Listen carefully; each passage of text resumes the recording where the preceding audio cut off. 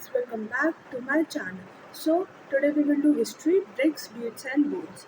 ठीक है, तो bricks, beads और bones का मतलब तो आपको पता ही होगा, मैंने पहले उसमें बताया था. अगर नहीं पता तो मैं अभी बता देती हूँ. ब्रिक्स मतलब वो ईंट जिससे हम घर बनाते हैं. बीड्स मतलब कि वो मोतियाँ, और बोन्स मतलब जिससे हमारी पूरी बॉडी बनी हुई है. अब जो ब्रिक्स है वो हमें अपना इस चैप्टर में जो ब्रिक्स का काम है वो पॉलिटिकल सिस्टम बताएगी. बीड्स का काम है वो हमें ट्रांसपोर्टेशन सिस्टम बताएगी. और बोन्स का सोशल डिफरेंसेस क्या थे लोगों के बीच में.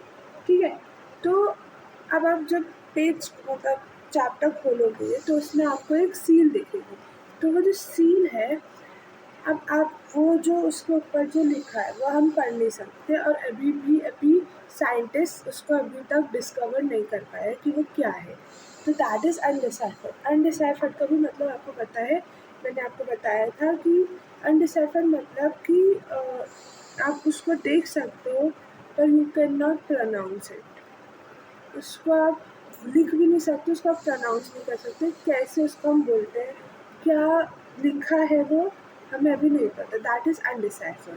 ठीक है, तो ये सील अलेक्जेंडर कनिंघम ने डिस्कवर्ड की है इन 1814 से 1893 में. और 1853 में अलेक्जेंडर कनिंघम आए थे हड़प्पा विज़िट किया था उन्होंने.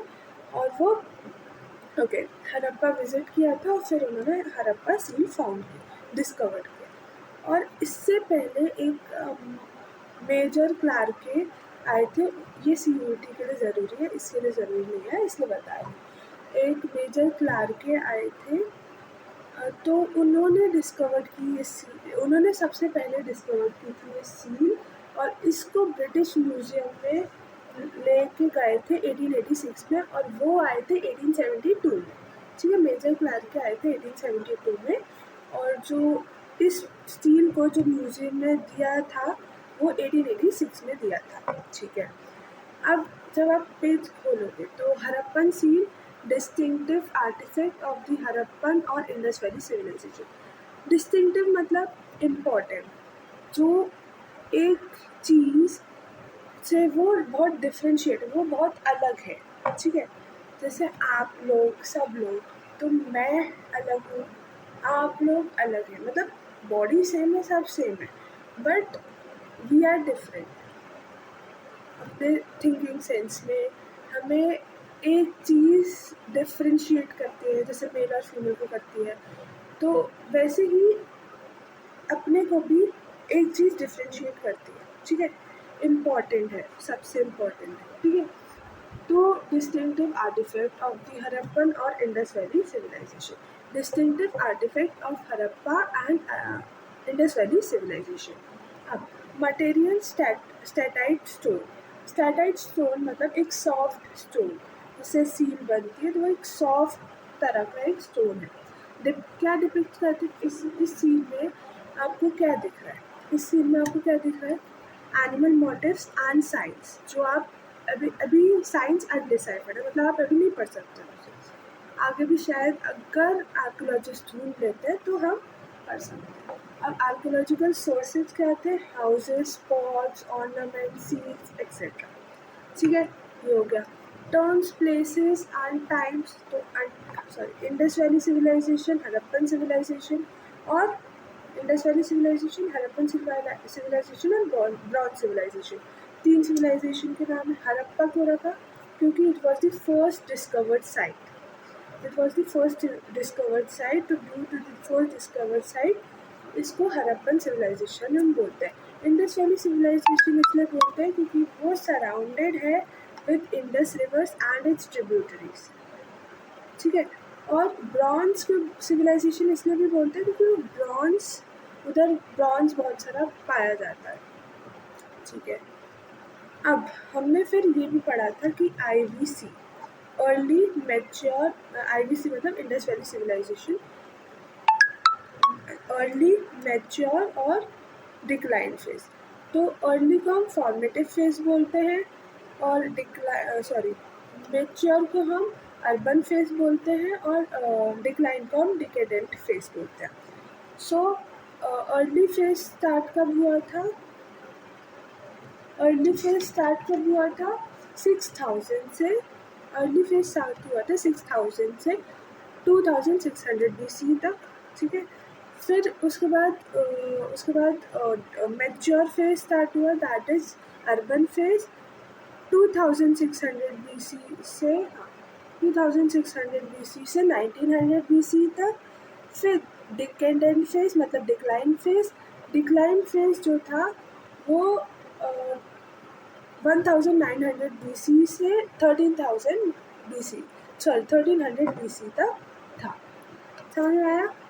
अब फिर हमने पढ़ा, फिर लेक्चर 2 में हमने पढ़ा कि beginnings, archaeological cultures in the region prior to the mature Harappa. These cultures were associated with distinctive evidence, ठीक है, of agriculture and pastoralism and some crafts, ठीक है, कुछ crafts. Settlements were small and there were virtually no large buildings. बड़ी buildings थी नहीं वहाँ। अब ये बिगनिंग्स स्टार्टिंग से पढ़े। अब हम आते हैं सबसिस्टेंस स्ट्रैटेजीज। सबसिस्टेंस स्ट्रैटेजीज में हमने क्या पढ़ा था कि जो आर्कियोलॉजिस्ट कौन होते हैं? Archaeologist is a scientist. See, archaeologist is a scientist who study human history and pre history through the excavation of sites and analysis of artifacts and other physical remains। कुछ छूट जाते तो वो भी वो पढ़ते हैं। अब can reconstruct dietary practices from finds of charred grains and seeds।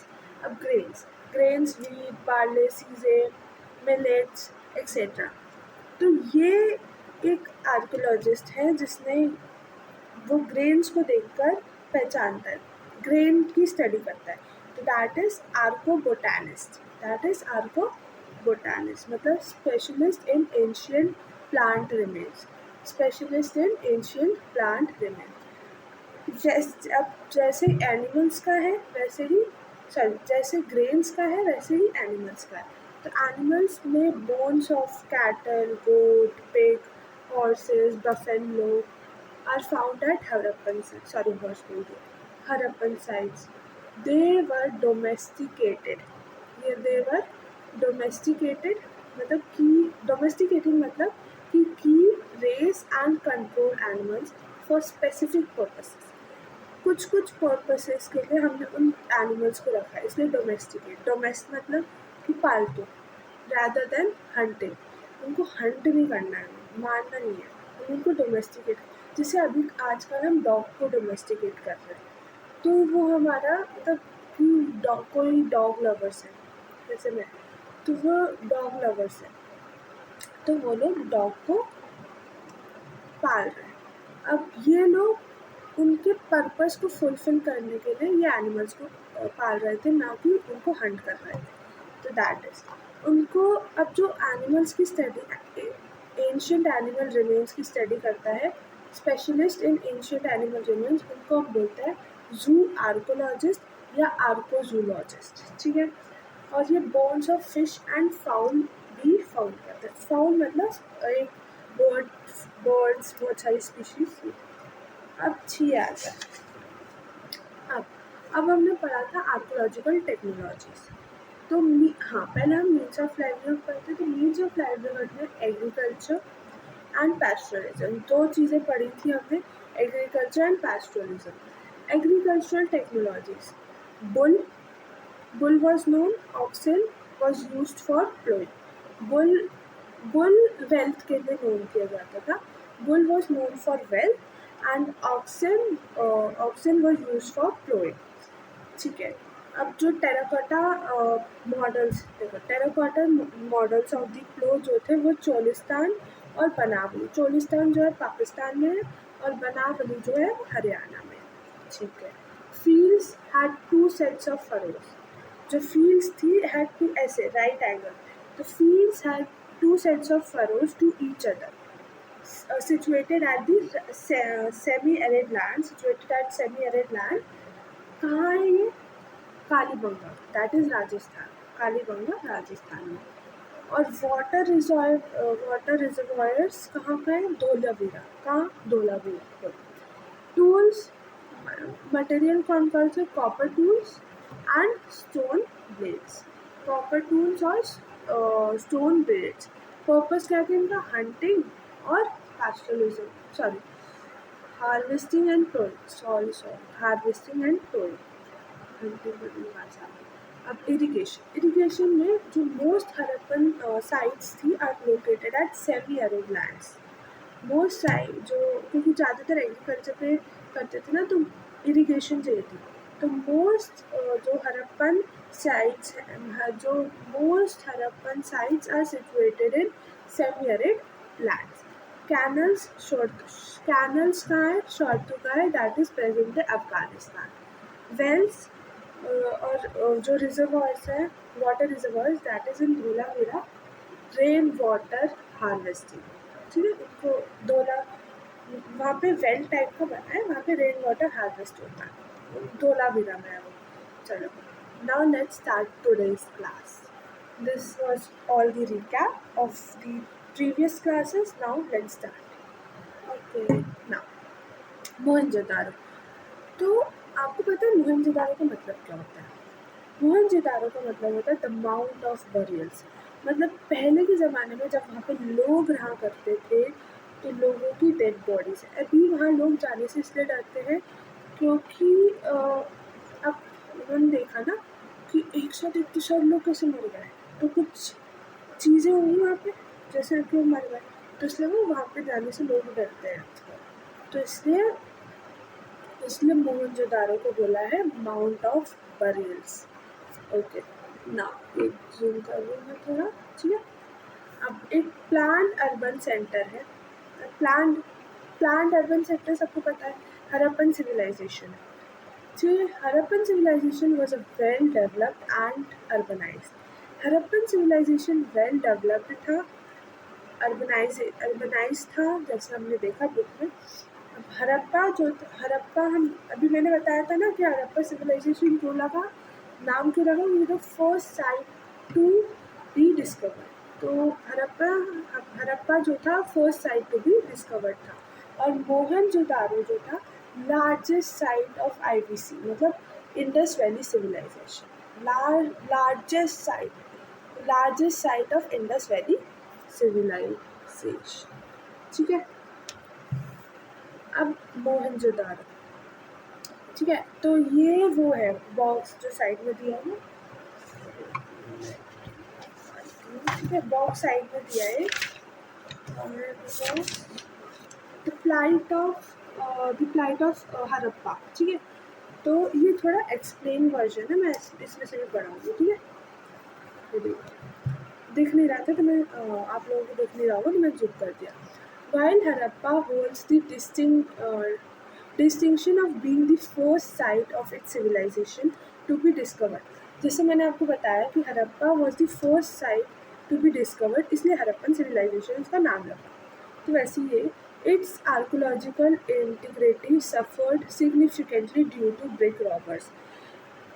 ये हरप्पा सिविलाइजेशन जो था फर्स्ट साइट था डिस्कवरी का, पर ये जो हरप्पन सिविलाइजेशन था ये ब्रिक रॉबरी हो रही थी इसमें. मतलब लोग ब्रिक्स उठा कर लेके जा रहे थे. ये नहीं पता कि ब्रिटिशर्स या हम, वैसे तो ब्रिटिशर्स ही होंगे क्योंकि वही एक नंबर के चोर थे, पर हाँ ठीक है. वो इसलिए ब्रिक्स इसलिए चोरी हो रही थी क्योंकि ट्रेन बनानी थी, वो ब्रिटिशर्स को ही अपनी उसके लिए बनानी थी, अपने हाँ अपनी उसके लिए. तो उन्होंने क्या किया, जो ट्रैक के बीच में वो स्लीपर्स लगी होती है ना, देखी होगी आपने. तो वो जो स्लीपर्स लगी होती है तो उनकी जगह वो ब्रिक्स लगा रहे थे कि जिससे वो ट्रैक आपस में टच ना हो. तो वो स्लीपर्स लगा रहे थे उधर, तो वो स्लीपर्स ना यूज़ करके वो ब्रिक्स का यूज़ कर रहे थे. तो वो ब्रिक्स रॉबरी हो रही थी वहाँ पे, ठीक है. तो वहाँ से वो ब्रिक्स ले जा कर, देखो यहाँ पे दिखा रही हूँ, ये देखो यहाँ से, यहाँ ये था अपना Harappan civilisation, well developed urbanise था। तो यहाँ से वो ब्रिक्स लेकर, मतलब यहाँ पे एक बंडल था ब्रिक्स का, वो लेकर जा रहे थे। और ये ट्रेन है, देखिए ये वाली ट्रेन है, ये ट्रेन है, वेट फॉर अ मिनट, ठीक है। तो ये ओके, सो ये वेल डेवलप्ड एरिया है हड़प्पा। तो यहाँ से लोग ब्रिक्स उठा के, ब्रिक्स रॉबरी करके, शायद यहाँ पे ट्रेन है, थिंक सो ये ट्रेन है। तो यहाँ ट्रेन ही है शायद, कहीं तो है नहीं, ठीक है। तो वहाँ पे जो ट्रेन है वहाँ पर मतलब जो उसको स्लीपर्स बनाने के लिए ब्रिक्स का यूज़ कर रहे थे। तो वहाँ यहाँ से वो उठा कर लेके जा रहे थे, ब्रिक रॉबरी कर रहे थे, ठीक है भाई। अब significantly due to brick robbery. As early as 1875, Alexander Cunningham, ये मैंने बताया हुआ था पहले, ठीक है। Alexander Cunningham, the first director general of the Archaeological Survey of India, ASI, ठीक है, Archaeological Survey of India, and often revered as the father of Indian archaeology. मैंने बताया था ये फादर ऑफ इंडियन आर्कियोलॉजी है। रिमार्क्ड ऑन एक्सटेंसिव डैमेज, ठीक है। तो he estimated that the volume of ancient bricks removed from the site was sufficient to pave approximately 100 miles of the railway track। उसने ये बताया कि ये जो जितनी भी ईंटें और जितनी भी ईंटें चोरी हो रही थी, वो ये 100 माइल्स ऑफ रेलवे ट्रैक बनाने के लिए, मतलब उसके स्लीपर्स बनाने के लिए, सॉरी वो बनाने के लिए सफिशिएंट है। 100 miles of railway track connecting Lahore and Multan को कनेक्ट करे, तो उसके लिए सफिशिएंट है। तो ये इसी के लिए रॉबरी हो रही है। Consequently, many of the original structures at Harappa were decimated, खराब हो गए, क्योंकि obviously brick आप ले जा रहे हो ना। Whereas Mohenjo-daro remained much better preserved over time. Mohenjodaro इसलिए प्रिजर्व था क्योंकि वहाँ पे ज़्यादातर लोग जाते नहीं थे, क्योंकि वहाँ पे स्केलेटन्स और ये सब पड़े रहते थे, और ज़्यादातर लोग वहाँ पे जाते नहीं थे बिकॉज वहाँ पे स्केलेटन्स और ये सब है।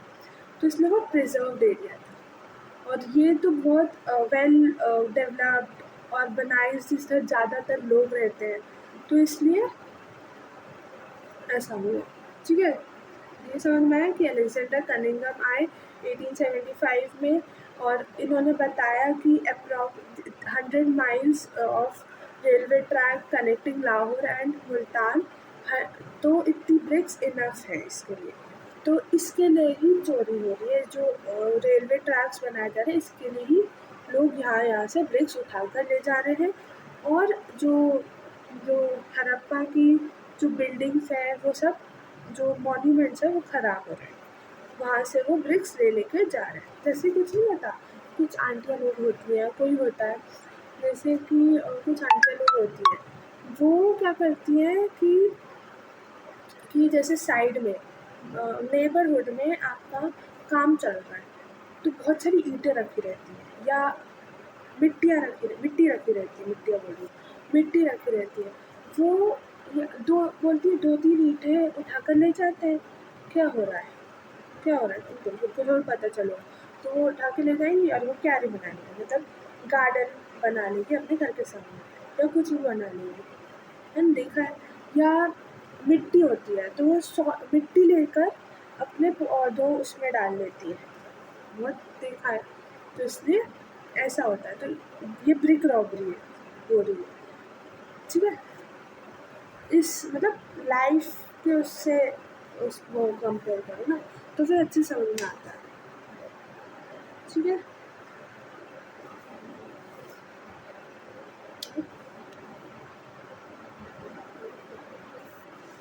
अब आता है 2 sections of settlements. एक होता है सिटाडेल और एक होता है लोअर टाउन। तो दो सेक्शंस ऑफ सेटलमेंट्स होते हैं, सिटाडेल और लोअर टाउन। सिटाडेल क्या होता है? Smaller but higher. मतलब कि ये जैसे आप देख सकते हो, ये सिटाडेल है, ठीक है। तो ये स्मॉल है, छोटा है, बट ऊपर है, ऊपर एक पहले पहले जैसे, हाँ, जैसे सेलिब्रिटीज़ या प्रेसिडेंट किसी के लिए भी हम घर बनाते हैं तो पहले एक मतलब बहुत बड़ा सा बनाते हैं, अच्छा सा। तो वैसे ही सिटाडेल है कि हम पहले एक लेयर बनाते हैं नीचे, मतलब हाँ एक लेयर बनाते हैं, फिर उसके ऊपर सिटाडेल बनाते हैं, ठीक है।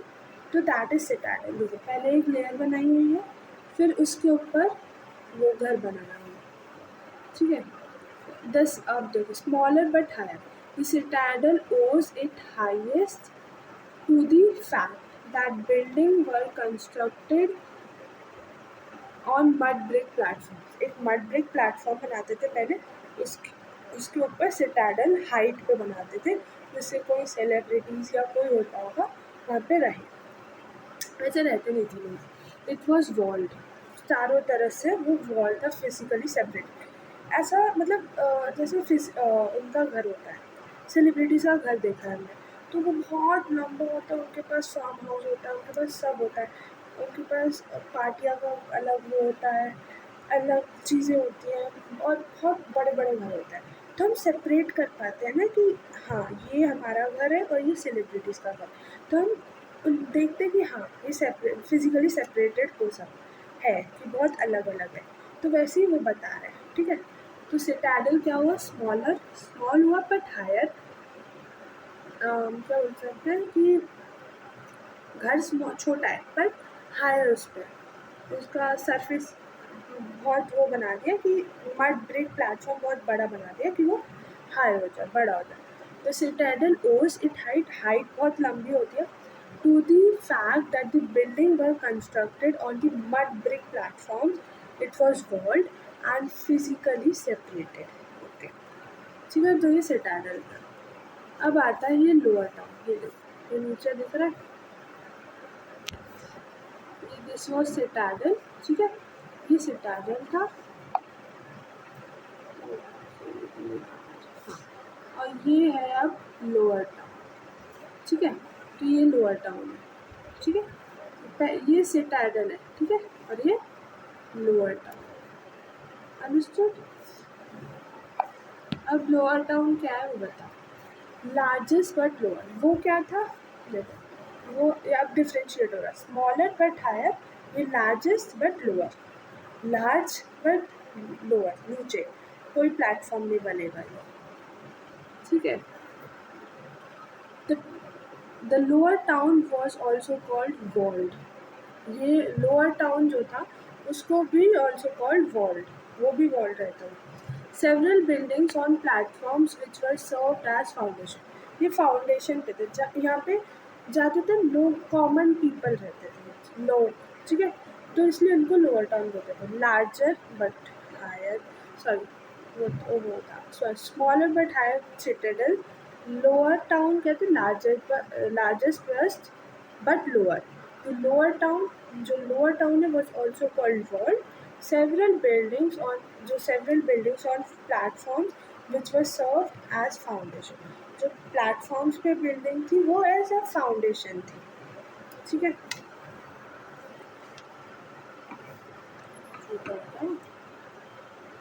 ठीक है, फाउंडेशन। अब आता है मोबिलाइजेशन ऑफ लेबर, मतलब कि it has been calculated that if, अब इन इसको बनाने में टाइम लगेगा, तो it has been calculated that if one labour moved रफली अ क्यूबिक मीटर, एक क्यूबिक मीटर एक land of earth daily, just to put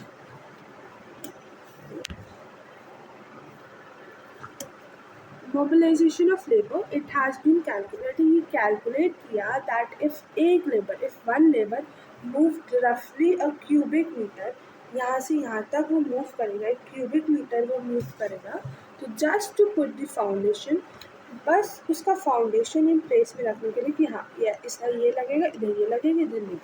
it would have required 4 million percentage. 4 million लोग लगेंगे उस एक सिटाडल और लोअर टाउन को बनाने के लिए, ठीक है। 4 मिलियन पर्सन दिन रात काम करते थे, ठीक है ना।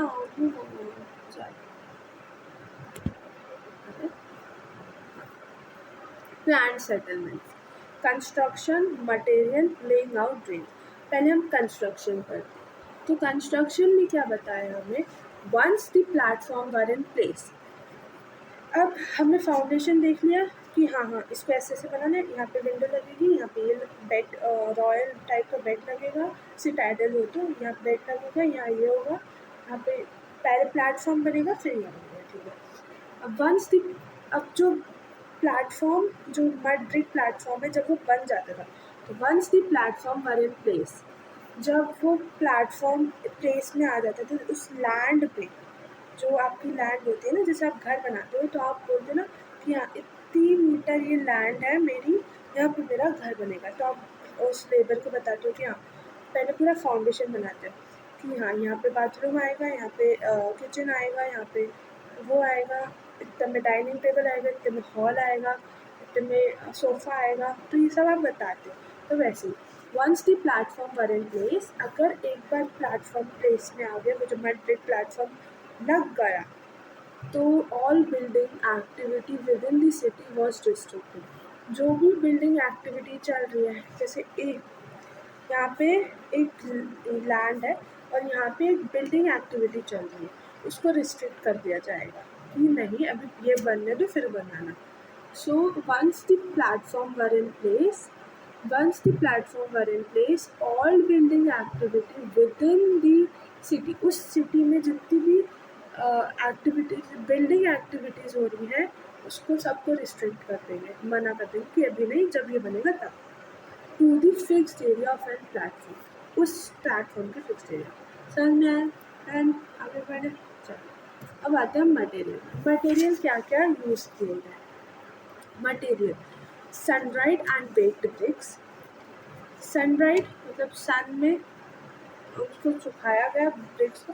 अच्छा ब्रिक्स कैसी बनी, पहले मोल्ड है, मोल्ड में ब्रिक्स को डाला, सीमेंट भरा उसमें, ब्रिक्स को निकाला, उसको अवन या उसमें डाल दिया, ठीक है। जैसे पिज़्ज़ा, तो पिज़्ज़ा अगर आप अवन और उसमें डाल दोगे तो उसका जो बेस है वो क्या हो जाएगा, हार्ड हो जाएगा, तो जिससे वो गिरेगा नहीं, मतलब टूटेगा नहीं।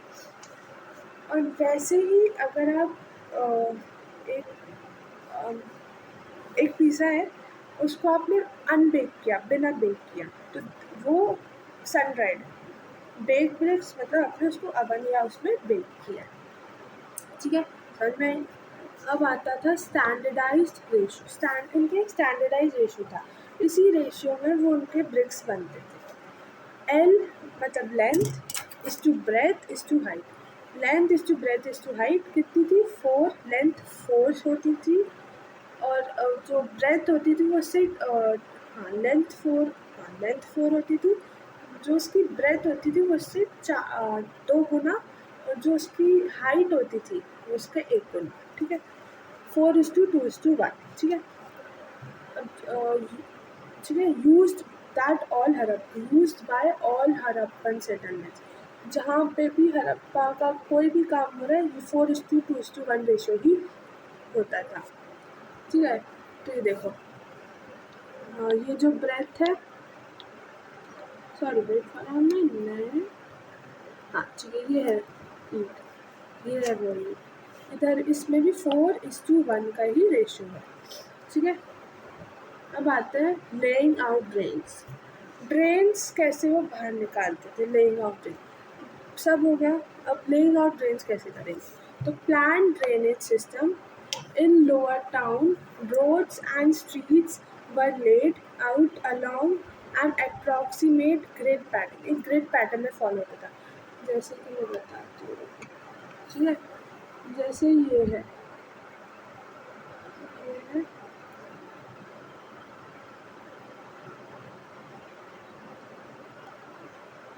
गड़बड़ हो गया, ठीक है।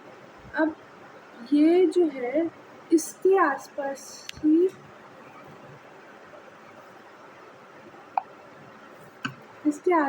आपको दिखेगा ड्रेनेज सिस्टम की ग्रिड पैटर्न, मतलब इसके भी साइड में आपको दिखेगा ड्रेन। तो ये वाला घर जो है वो यहाँ, इसका ड्रेन यहाँ होगा, ये वाला घर जो है इसका ड्रेन यहाँ होगा, और ऐसे ड्रेन्स होते जाएंगे, ठीक है। तो वो वैसे ही करते थे, उनका पाइप वो वैसे ही लगाते थे, ठीक है। तो समझ प्लान ड्रेनेज सिस्टम इन, ये ग्रिड सिस्टम होता था। Plan drainage system in lower town में रोड्स एंड स्ट्रीट्स वर लेन, मतलब ये रोड थी और ये पतली जो वो थी नालियाँ, ड्रेन्स थी। ग्रिड पैटर्न में intersecting at a right angle 90 degree. It seems that streets with drains are laid out first and then houses built along them. पहले स्ट्रीट्स और ड्रेन्स को बनाया जाता था, फिर बाद में हाउस बनाया जाता था, ठीक है। Domestic waste water and to flow into street drains, this every house needed to have at least one wall along the street. एक वॉल अलॉन्ग द स्ट्रीट होनी चाहिए थी। जैसे ये देखो, ये रोड है, ये देखो ये ड्रेनेज सिस्टम है, या ये जो यहाँ का जो घर होगा वो इसकी ड्रेनेज सिस्टम यहाँ होगा। तो ये ग्रिड पैटर्न में बनता था। अभी वो अच्छी पिक्चर नहीं है, मैं अभी बताऊँगी आपको, ठीक। मैं तो समझ में आएगा। अगर कुछ नहीं समझ में आ रहा है, अगर मतलब प्लान ड्रेनेज सिस्टम नहीं समझ में आ रहा है क्या है, तो कमेंट सेक्शन में लिख दो। मैं अगली क्लास में या अगले सेशन में मैं आपको समझा दूँगी। कमेंट तो करो, एटलीस्ट पढ़ो, सीरियस हो जाओ, ठीक है। तो और सब्सक्राइब कर दो, चैनल सब्सक्राइब भी कर दो, ठीक है। तो ये कर, ठीक है। कुछ समझ नहीं आया कमेंट सेक्शन में लिखो, मैं देख रही हूँ, मैं रिप्लाई भी करूँगी, और अगर कुछ समझ में नहीं आया तो मैं दोबारा बताऊँगी नेक्स्ट सेशन, ठीक है। ये लेइंग आउट ड्रेन समझ में आया पक्का,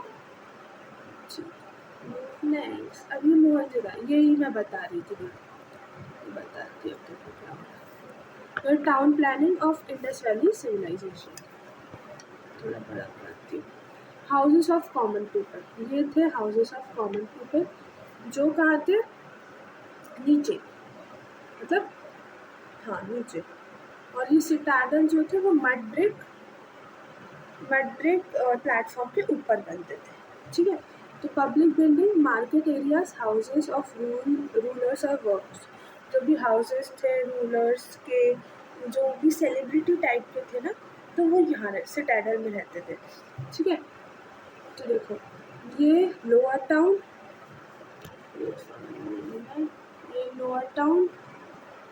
ये सिटाडल में जो वो लोग रहते थे जो सेलिब्रिटी, जैसे जो पब्लिक बिल्डिंग बनाते हैं या मार्केट एरियाज में होते हैं हाउसेस, रूलर्स जो वर्कशॉप्स में काम करते हैं, तो सेलिब्रिटीज़ जैसे, तो वो सब सिटाडल में रहते थे मड ब्रिक के ऊपर, जो फिजिकली सेपरेटेड है। और जो कॉमन पीपल है जो वो लोअर टाउन में रहते थे। अब देखो जैसे मैंने आपको बताया था ग्रिड पैटर्न, तो ये देखो मैंने बनाया था ना, वो थोड़ा टेढ़ा मेढ़ा था। अब देखो इसमें,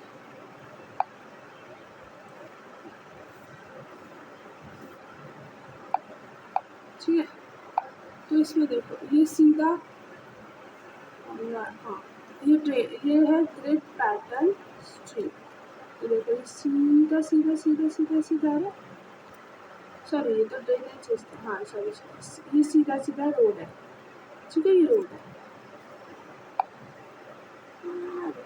ठीक है। तो ये क्या है, ग्रिड पैटर्न सिस्टम, ठीक है। ये रोड है और इसके आप इसमें यह ड्रेनेज सिस्टम बनाते हैं, यहाँ बनाते हैं, ठीक है। क्योंकि ये वाला ये घर जो है ये यहाँ पर ड्रेन फेंकेगा, ये यहाँ पे फेंकेगा, ये यहाँ पे फेंकेगा और ये भी यहाँ पे फेंकेगा, ठीक है। तो हर उसका अलग अलग है। तो पहले ड्रेन बनता था, फिर उसके ऊपर घर बनते थे, ठीक है। तो ये समझ में आया? एक मिनट बाद अब सितारे, ये जो नीचे दिया है ना लेइंग आउट ट्रेन्स के नीचे, वो उसका बॉक्स है, ठीक है। तो सितारे, most settlements were divided into two main parts. जो मोस्ट सेटलमेंट्स थे वो divided into two main parts थे। हाँ, मैं एक चीज़ बताना भूल गई, जो सिटाडल है वो वेस्ट में है और जो अपना लोअर टाउन है वो ईस्ट में, ईस्टर्न साइड में, और जो अपना सिटाडल है वो वेस्टर्न साइड में, सॉरी सिटाडल ईस्टर्न साइड में, ठीक है। तो most settlements were divided into two main parts, a small elevated western section and a much larger lower eastern section. Lower eastern section है।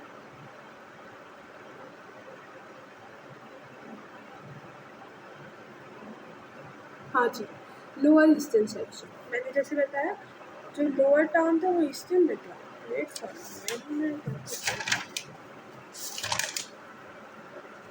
हाँ सॉरी, यही तो बोला, कुछ गलत बोला, नहीं बोला, मैं खुद कंफ्यूज हो गई, ठीक है। तो lower town eastern, wait for lower town east, ये लोअर टाउन ईस्ट में था और जो सिटाडल था वो वेस्ट में, वही बोला ना मैंने, लोअर टाउन ईस्टर्न सेक्शन और सिटाडल वेस्ट। अब the citadel, this elevated portion was usually walled off, walled, पूरा वॉल्ड था ना, तो इसे walled off. Though at Lothal it was built at a height without being separated by walls. Lothal में इसको ऐसे बनाया जाता था कि इस वॉल से सेपरेटेड नहीं था, ये उसको ऐसे ही बनाया जाता था without being separated by walls, walls नहीं होती थी। Regional variation at sites like Dholavira, जहाँ पे रिवर्स वो है, well reservoirs, and Lothal in Gujarat, the entire settlement was fortified and, मतलब फोर्टिफाइड मतलब पूरा वॉल से ढक, उस वॉल से कवर था। And different sections within the town were separated by internal, और डिफरेंट सेक्शंस जो थे वो अंदर की वॉल से सेपरेटेड थे, इनर वॉल से सेपरेटेड थे, ठीक है। हाँ, और ये था, ठीक है। तो ये जो ये सिटाडल ये था, ये देखो, ये अंदर की वॉल से सेपरेटेड है, ठीक है, दिख रहा है, ठीक है। तो ये अंदर की वॉल से सेपरेटेड, सब मैं, हाँ, और मैं एक और चीज़ क्या बता रही थी, हाँ, मेरे को ये बात एनसीईआरटी का पढ़ दी थी। While most Harappan settlements have a small, वो एक्सप्लेन करके दिया हुआ मैं पढ़ देती हूँ, रुक जाओ। While most Harappan settlements have a small high western part, जो मोस्ट हरप्पन सेटलमेंट्स है उनके पास स्मॉल हाई वेस्टर्न पार्ट है। वेस्टर्न पार्ट, वेस्ट किसके पास है, ये देखो, वेस्ट सिटाडल के पास है। And a larger lower eastern section, जो लोअर है वो ईस्टर्न सेक्शन में, वही लिखा है।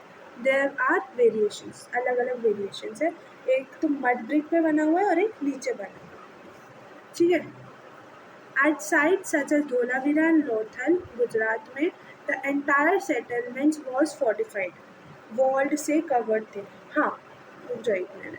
And sections within the town wall, और जो sections within the town थे were separated with inner walls, ठीक है। The citadel within Lothal was not walled off, यही लिखा है कि जो सिटाडल है लोथल में वो वॉल्ड ऑफ नहीं है, वो पूरा वॉल्ड नहीं है जैसे ये है, but was build eight height, height पे बना है, पर उसमें वॉल, मतलब वो पूरा फोर्टिफाइड नहीं है, ठीक है, वॉल्ड नहीं है, मतलब वॉल तो बनी हुई है पर वो मतलब जैसे पूरा एरिया वॉल्ड नहीं है, उसका पूरा एरिया उससे नहीं बना, वॉल नहीं है। जैसे फॉर एग्जांपल ये है घर, ठीक है, मतलब ये अपनी कॉलोनी है, ठीक है। तो यहाँ पे हम क्या करते हैं, कॉलोनी को सेपरेट करने के लिए ऐसे वो वॉल्स लगा देते हैं कि हाँ ये हमारी कॉलोनी है, ठीक है, और यहाँ पे गेट बना देते हैं। वो तो वैसे ही वहाँ पे वहाँ पे वो नहीं है, क्या नहीं है, वॉल नहीं है, ठीक है। वो सिर्फ ऐसा है कि घर बने हुआ है बस, और कुछ नहीं है, वॉल नहीं है। समझ में आई? पक्का? ठीक है। सो हाँ, और ये था कि जो ड्रेन्स थी वो कवर थी, जो ड्रेन थी वो कवर थी विद द लाइमस्टोन और the baked bricks. Baked bricks और लाइमस्टोन से वो जो ड्रेन था वो कवर था, ठीक है। तो जिससे कुछ बदबू ना आए या कुछ ऐसा ना हो। और हाँ, बीच में एक चीज़ थी जिससे अगर कुछ फंस भी जाए तो वो निकल जाता था आराम से, कुछ ऐसा था। मैं पढ़ा है नहीं मैंने आपको शायद। चलो वो नेक्स्ट क्लास में फिर मैं बताती हूँ, ठीक है।